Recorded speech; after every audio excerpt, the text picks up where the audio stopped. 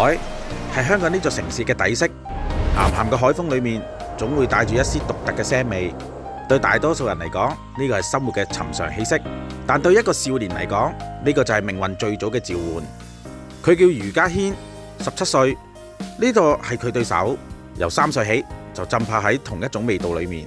我都其實唔係好知點解，由第一次見到魚開始，我就完全着咗迷咁樣，無時無刻都係咁樣諗緊啲魚嘅嘢，想要 know more， 想要 learn more， 真係瞓覺嗰陣時 dream 都係端緊魚嘅，我喺海入面同魚喺度游緊泳。3歲識魚聲，7歲變獨團。當其他小朋友仲沉浸喺童話世界裏面，佢就沉浸喺魚市場，等一條從未見過嘅魚。呢隻花鬼，呢隻假花鷹，同埋我揀咗條金錢。咁叻嘅你同海洋生物幾歲大已經喺街市行？佢有啊，佢成日都有喺度行啊，好耐之前都有喺呢度行咯，好多年啦都，好叻啊！好細個就會識得研究啲魚。都係每個星期6日咁樣行街市，由啱啱開始喺街市入面執啲雜魚，然後呢啲漁民開始話：呢個細佬每日都嚟執雜魚喎。咁呢，慢慢呢，佢哋都識得我，然後之後呢，佢哋就話：喂，今日有條特別嘢喎，你過嚟揾我哋啊！你過嚟幫我睇下係咩魚啦。咁樣慢慢開始呢，執雜魚嗰個細路仔 Daniel 仔，佢哋即刻知啊，佢啊，佢成日阻住我哋做生意。哦，呢邊有一隻好罕有嘅魚喎。擔帶框擊鱸，我哋香港係叫白板，係好少見嘅一種魚嚟嘅，好生猛。有一隻，哇！確認下先，大頭白菇魚係 Panakia macrocephalus， 呢隻本地係超級罕見嘅一個品種嚟嘅。今日我哋竟然可以見到佢喎。由佢自己親手製作嘅1000幾個魚標本。每個樽裏面都住咗一條唔使再擔心俾人食咗嘅魚，每條魚都有身份證、姓名、住址，甚至仲有魚身履歷。佢哋呢一世都可能冇諗到，自己都冇游到去人哋嘅飯台上面，反而變成咗科學數據。好多人會問我，即係保存標本嘅 meaning 係乜嘢？咁標本嘅 value 係乜嘢？咁佢哋就係一條死魚浸喺火酒入面有咩用啫？我一入到門口即刻有啲人覺得：喂！你係咪嗰個床底有成1000條魚嘅細路啊？係咪你啊？今日要介紹嘅呢一位就係街市攤主，睇住佢長大。人哋週末就行街，佢週末就行魚市。人哋上網打機，佢就上網更新魚類數據庫嘅。Hello， 大家好，我係 Daniel 余家軒，今年17歲，我係香港魚類收藏最豐富嘅高中生。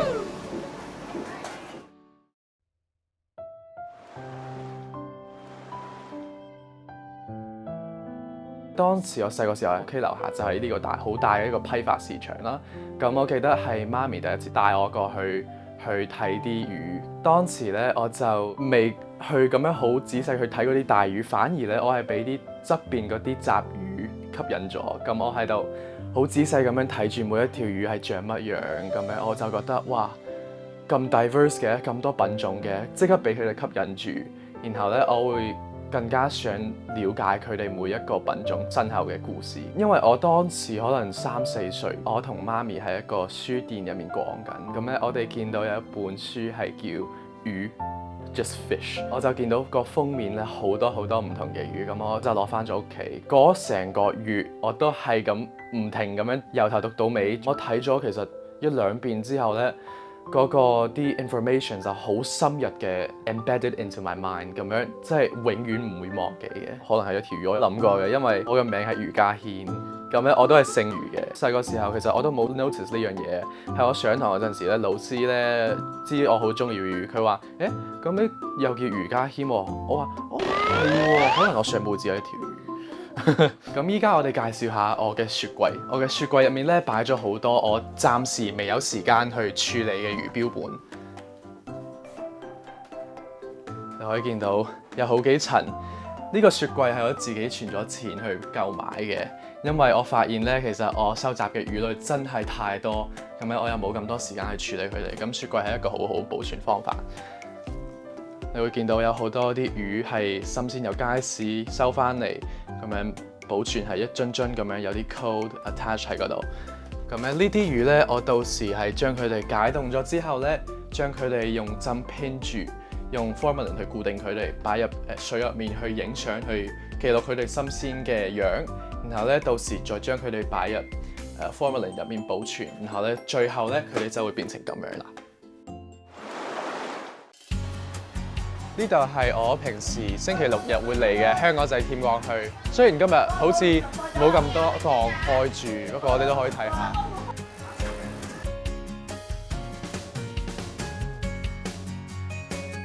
我想問呢啲係香港邊個水域捉到啊？西水定南水啊？呢邊係網定係釣啊？網 OK， 唔該你啊！買到今日第一袋魚。你搬咗嚟呢邊嘅？係啊。哦，好啊，好啊。OK。呢度大啲啊嘛。係啊，呢邊好啊。你可以見到有幾種石斑魚。呢隻咧，你可以見到佢身後嘅斑點係咁樣斜住落去嘅。呢隻係叫長棘石斑魚，因為佢背鰭好長，因此會得名嘅。呢條咧，你可以見到佢身上有啲斜嘅帶，同埋有啲斑點啦。有一種好似嘅係叫我哋本地係叫青斑，不過呢隻唔係嘅。青斑嘅點咧係橙色，不過你可以見到呢隻點咧係黑色嘅。呢隻係馬拉巴石斑魚，拉丁係 Epinephrus malabaricus。呢隻算係好細嘅，馬拉巴石斑魚係可以長到超級大條嘅。呢隻都係斯里蘭卡比較常見嘅石斑魚啦。呢隻係叫潮斑石斑魚 Epinephrus flaviatus。咁佢同一啲其他都係有斑點嘅石斑魚係好似嘅，不過咧我哋可以睇佢嘅頭同埋佢嘅胸鰭可以分辨出嚟嘅。其實你睇呢隻狗棍咧，佢嘅口係好大嘅，好多牙嘅。佢係食啲細魚、細蝦同埋啲甲殼類動物。咁呢隻咧你可以睇到佢肚腩特別大，同埋點解有啲硬硬地嘅？佢應該係啱啱食咗條好大條嘅魚未消化。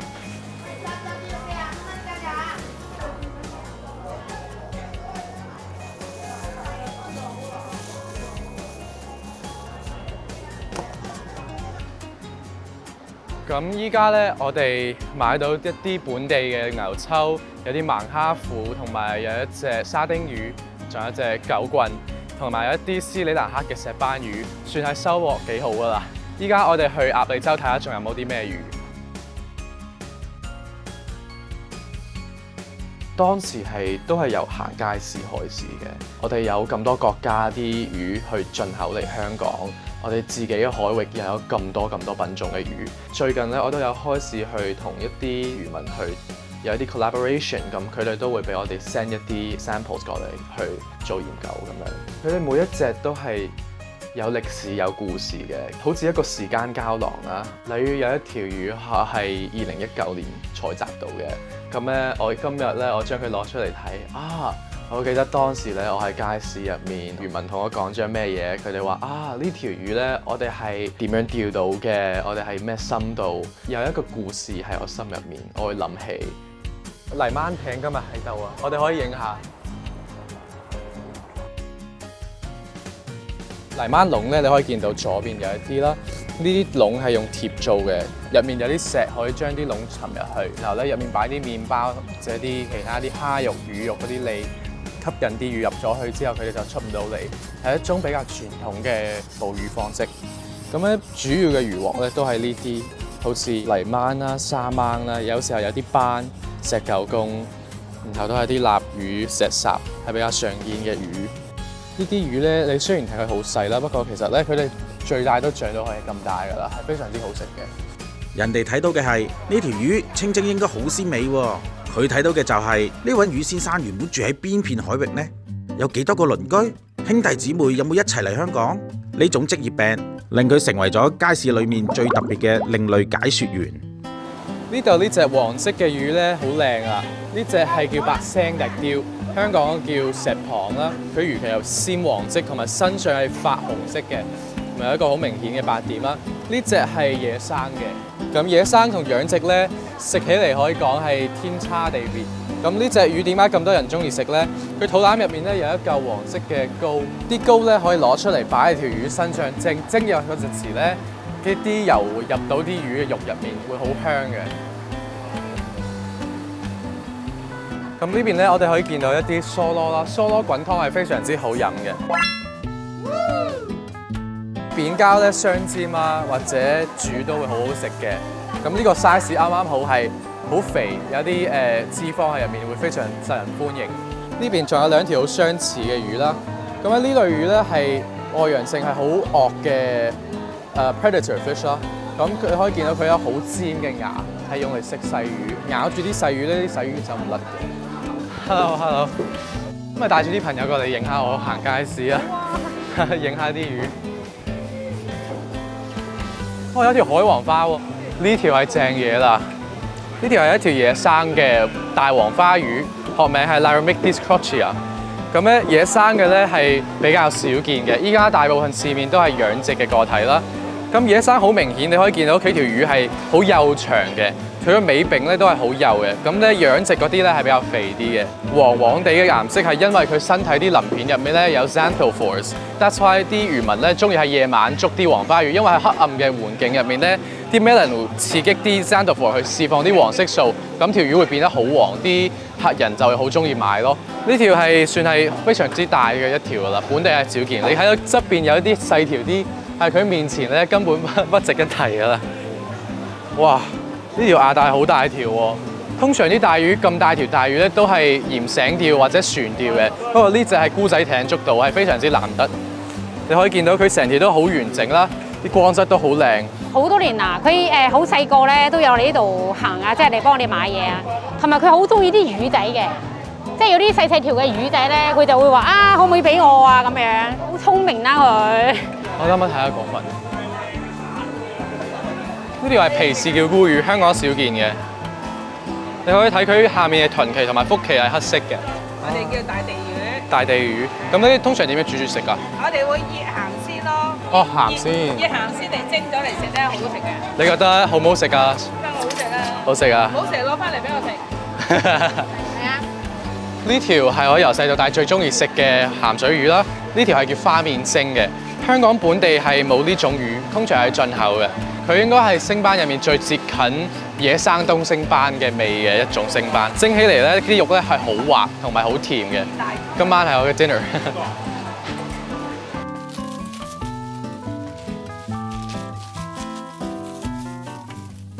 依家俾大家睇下我平時係點樣處理啲新鮮嘅魚標本嘅。咁呢度咧，我哋有一條新鮮由街市買翻嚟嘅竹籤，咁佢學名係 Spirina。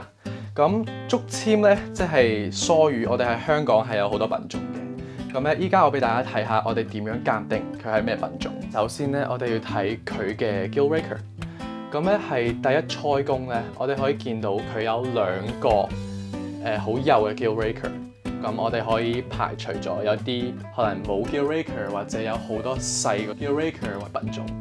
咁第二咧，我哋睇下佢嘅 pelvic fin 同埋佢個 dorsal fin 嘅 origin 啦。咁我哋可以睇到個 dorsal fin 咧，其實係 pelvic fin 後面嘅。咁咧，依家我哋睇下佢嘅 opercle margin 啦。咁咧，我哋可以見到呢邊係尖嘅，唔係圓嘅。同埋咧，我哋咁樣偏光咁樣睇。喺胸鰭上面呢個位置咧，有一條黑色嘅線延伸到個尾端。再睇下佢嘅背鰭咧，我哋可以見到有少少黑色嘅 melanophore 喺度。咁咧，我哋通過呢啲特徵咧，我哋可以見到佢係一條 Spirina pinguis，中文名係叫魷魚。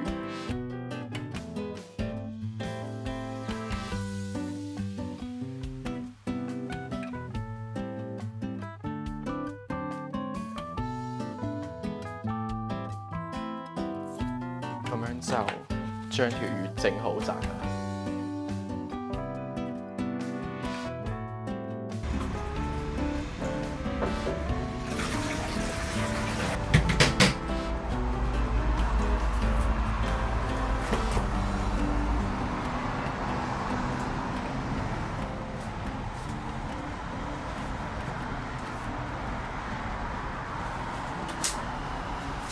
依家咧，我哋將條頭先我哋展開魚鰭嘅魚咧，擺咗喺福爾馬林入面，浸咗一陣之後咧，就會全部固定晒喺同一個位置。我哋將啲針攞開之後咧，我哋希望所有啲魚鰭係全部打開嘅，可以影齊所有啲 details 啦，同埋我哋係通過啲相咧，我哋就可以數到有幾多個鰭條，見晒嗰啲好重要嘅 diagnostic features 啦。咁咧係非常之重要嘅。呢度係我嘅 personal lab。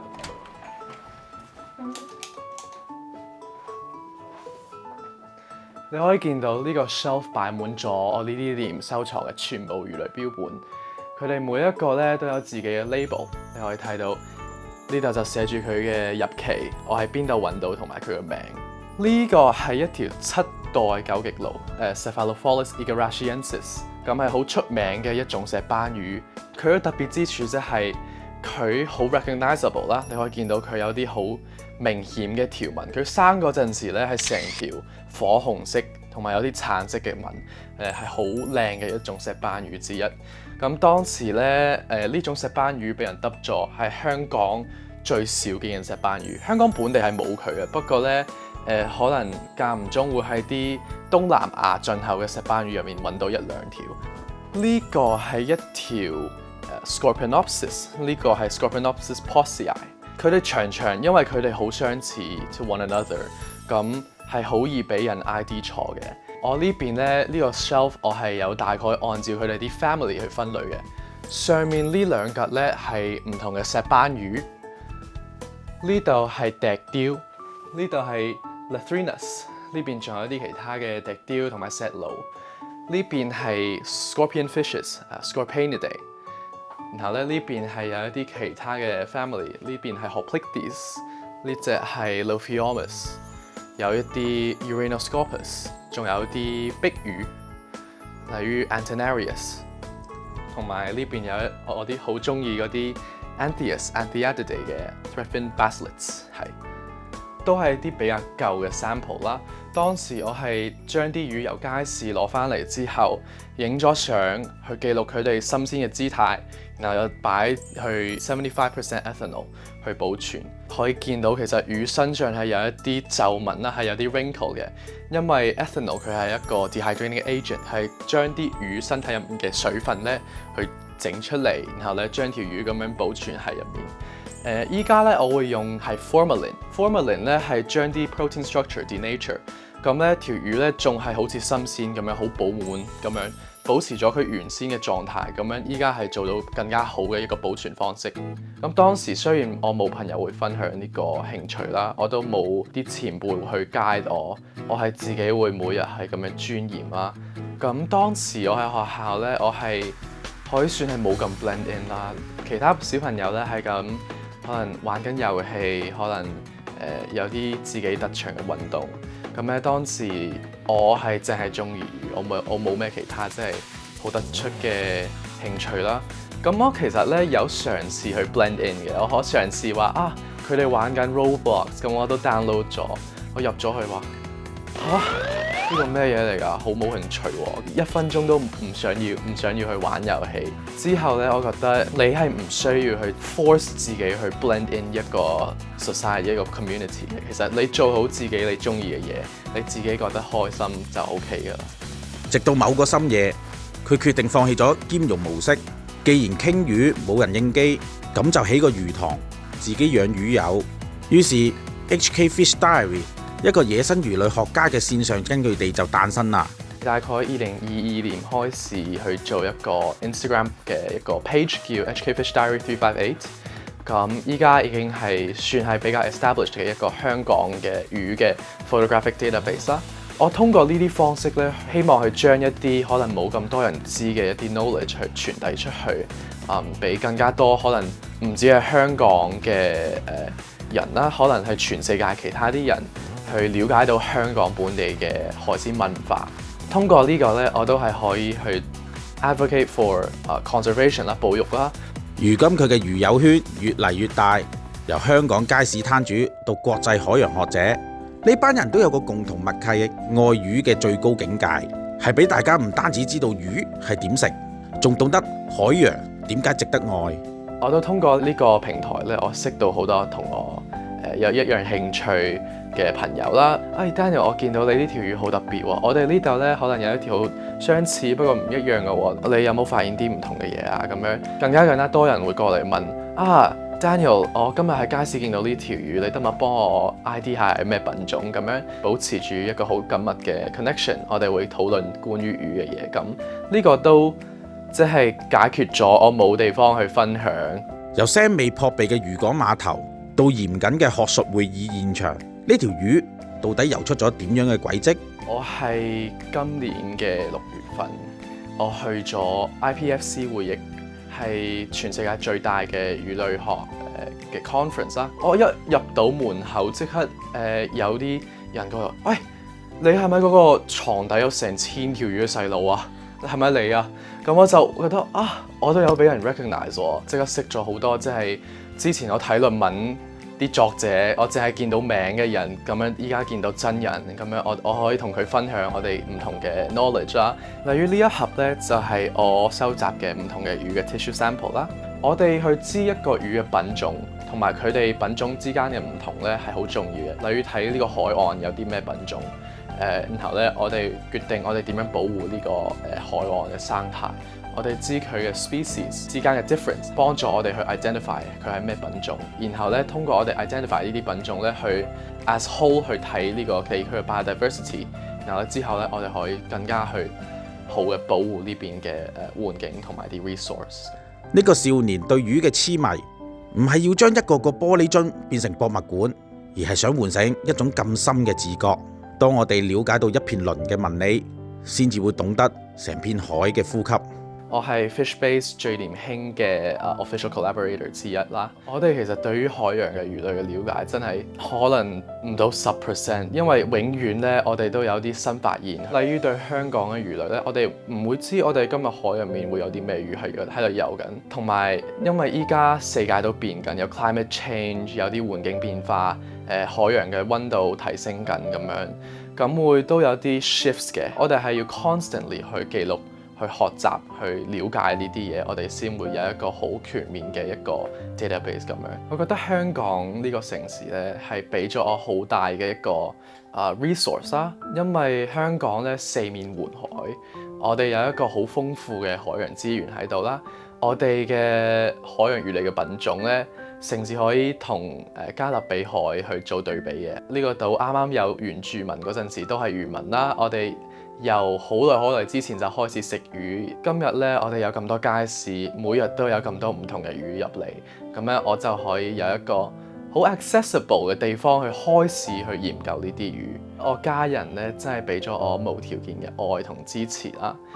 如果冇佢哋俾我呢啲 support， 可能我當時細個時候第一次帶一條魚翻屋企嗰陣時咧，如果佢哋話哇好臭啊，我哋唔想要你帶魚翻屋企，或者話你睇魚做咩啊？我哋呢條魚攞嚟食㗎喎，咁我可能就冇今日我做到依家咁好咯。依家咧屋企人去 allow 你去帶咁多魚翻屋企去，喺屋企入面用啲好危險嗰啲 formalin 啊、甲醛嗰啲chemicals 啦，咁整到你個成個房間有咁臭，真係好無條件嘅 support。你真係好，我覺得我自己真係好 lucky 可以有咁樣嘅 parents 去喺我背後去 support 我。我嘅故事喺香港啲青年人入面咧，我覺得應該有好多人都係同我一樣嘅，可能唔一定係魚啦，不過咧都會有一樣嘅 passion， 有一樣嘅 determination。我覺得咧，只要你有一個你自己真係好中意嘅嘢，你好 determined， 你要保持呢個 passion 一直去做落去，咁咧你一定都會有成就嘅。